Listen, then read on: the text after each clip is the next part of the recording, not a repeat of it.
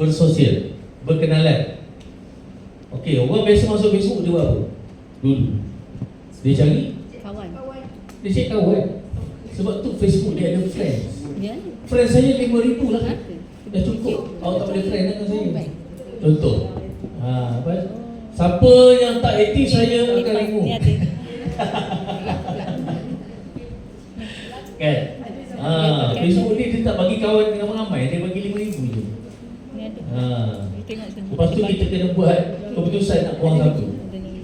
Okey, itu Facebook Lepas tu bila Facebook dia tukar tahun 2021 kot, selepas PKP, Facebook dia ada buat satu pemutihan, iaitu dia akan buang mana-mana akaun yang bukan manusia.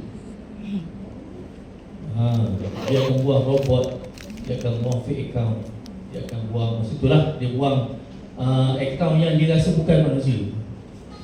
Fake account lah, especially sebab masa tu Facebook terlalu banyak akaun yang bukan genuine. Dia bukan manusia yang aktif menggunakan akaun tu, tapi dia guna untuk spamming, untuk cyber trooper, kan, untuk hantar maklumat yang tidak friendly. Dia tidak friendly, kan. Jadi Facebook dah buat sekali pemutihan 2001, 2022 gitulah. So masa tu banyak page besar banyak hilang masa tu. Page yang 100,000, 1 juta, 2 juta banyak yang hilang masa tu.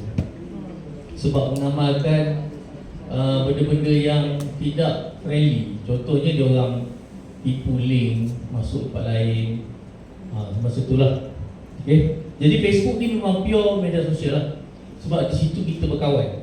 Kita jumpa kawan, kita cari kawan lama kita, add sebagai friend. So dia betul-betul konsep dia ialah community. Dia Facebook konsep dia community.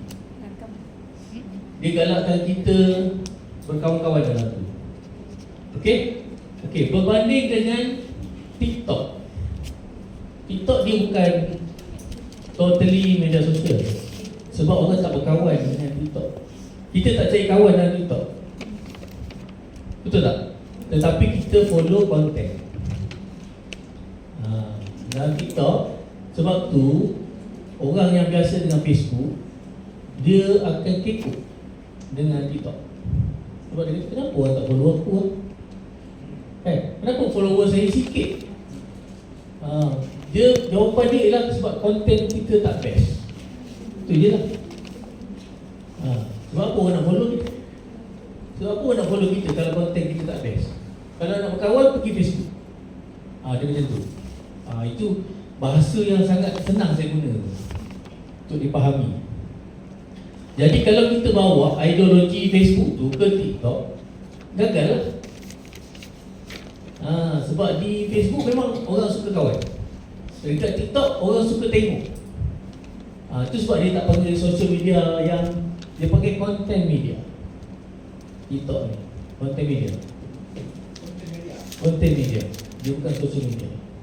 Tetapi masih boleh bersosial, tapi tak boleh berkawan macam kita dalam Facebook. Tukar-tukar komen apa semua. So orang tak layan dalam TikTok. Dia akan follow apa yang kita persembahkan dalam live, dalam video. Itu yang menyebabkan orang follow kita, tapi bukan friend kita. Dia follower kita, tapi kita bukan friend dengan kita. Sehinggalah kita add dia, baru dia jadi friend. Betul tak? Kepada yang baru saja dengan TikTok, itulah bendanya yang saya kena terangkan. Apabila kita nak berkomunikasi dalam TikTok, kita kena jadi friend dia dulu. Jadi dia follow kita, dia hantar mesej, lepas tu kita boleh baca je, tapi kita tak boleh berbalas-balas, sehingga kita friend dengan dia. Barulah mesej itu terus masuk. Kalau tidak, dia duduk kat request. Sebab tu dalam TikTok, kalau inbox cuba check inbox. Cuba tengok, cuba buka TikTok inbox. Ada tak request?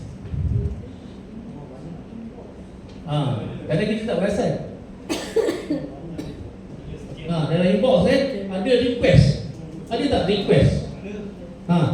Siapa tu? Dia nak apa? Dia nak booking Wah, ganas sama punya follower. Makna lain tu.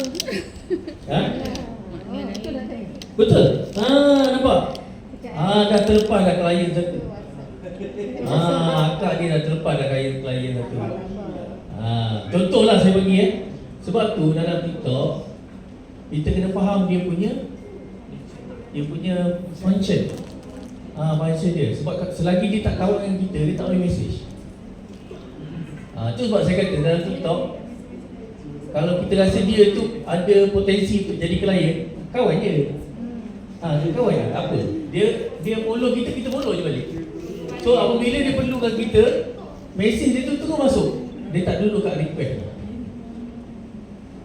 Ada siapa lagi request banyak tak jawab?